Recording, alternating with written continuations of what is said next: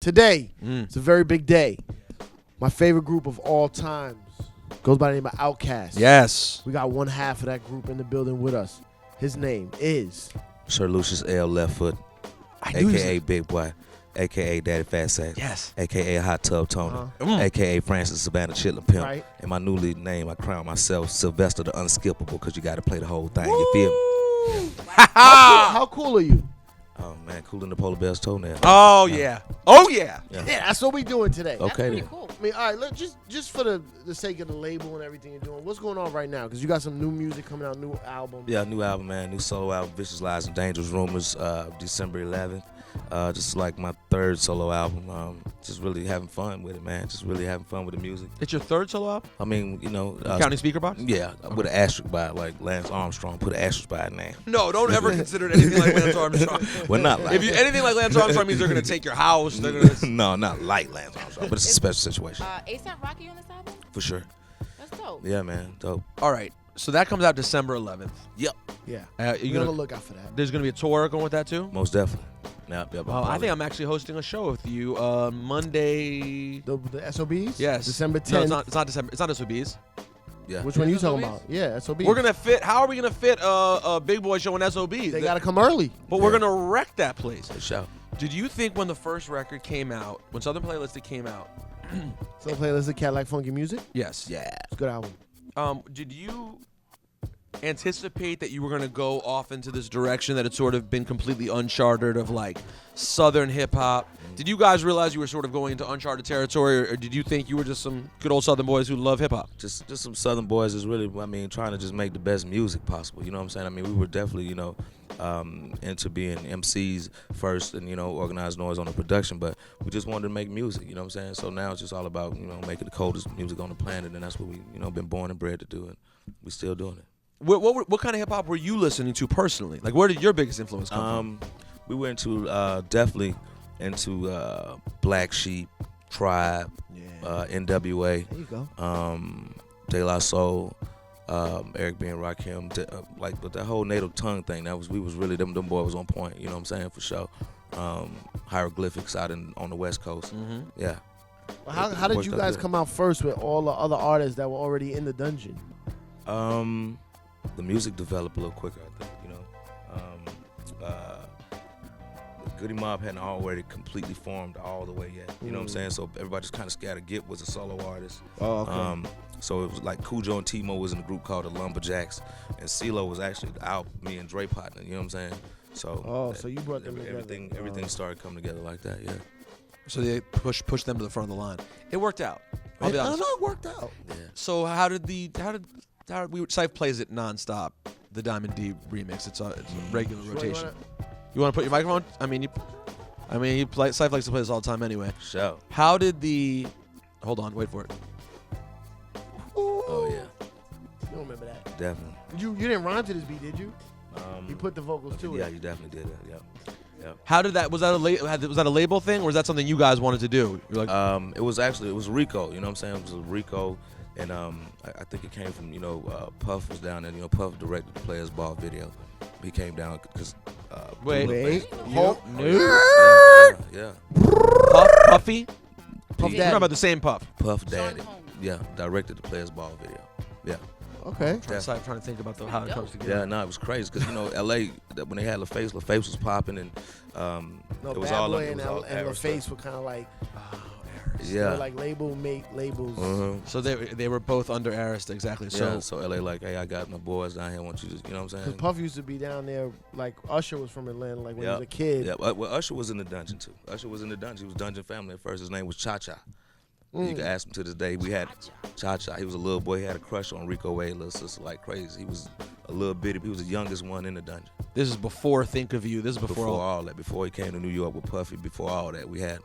Yeah. So Puffy comes down there and directs the video for Players Ball, Yep. which I don't think anyone knows. Yep. And then people like him were kind of the influence on something like getting a Diamond D remix. Like, let's give you some East Coast. Yeah, between him and I, we was real good with what's his name? What's my man name? Sincere. There's a cat named Sincere from up here, and Fab Five, Freddie, and you know everybody was just cool. So they kind of really helped out. Actually, even in the video, the necklace Drake got on when he's shooting pool, that's Puffy Jesus piece Drake got on. What? Yeah, for sure. Gems. Yeah, What? I'm trying to tell you. You're giving us some I'm trying to treats get right this now. the real Sprinkling stuff. treats. Puffy like, put this on, gonna make you a sex symbol, nigga. Have you heard has anyone told you anything yet about Andre's verse on the new T.I. record? I heard it. You heard it? Heard it. Yeah. What'd you think about it? I mean, Because there's an ooh moment for Yeah, people who haven't heard it yet.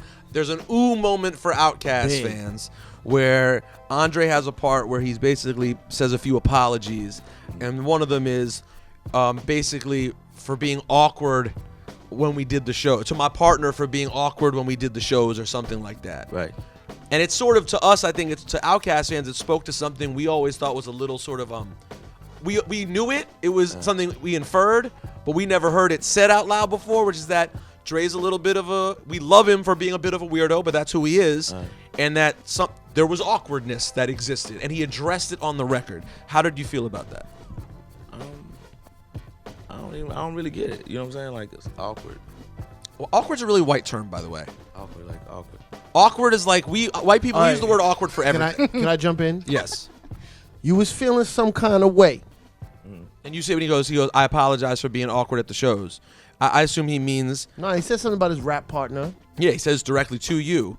And I think we took it as, we replaced awkward with being just sort of weird, or difficult, or a space cadet, or I don't know what he meant specifically, but I don't know. I gotta ask him. I don't you didn't feel it was necessary, you're saying? You didn't feel like there was an apology that needed to even be said?